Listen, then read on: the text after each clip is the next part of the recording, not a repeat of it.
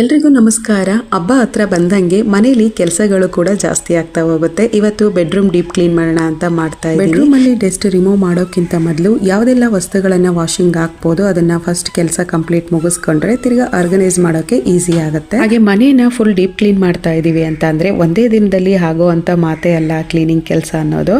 So ಹಾಗೆ ನಾನು ಒಂದೊಂದು ದಿನ ಒಂದೊಂದು ಪ್ಲೇಸ್ ಅನ್ನ ಡಿವೈಡ್ ಮಾಡ್ಕೊಂಡು ಕ್ಲೀನಿಂಗ್ ಮಾಡ್ತೀನಿ. ಇವತ್ತು ಬೆಡ್ರೂಮ್ ಕ್ಲೀನ್ ಮಾಡೋಣ ಅಂತ ಮಾಡ್ತಾ ಇದ್ದೀನಿ.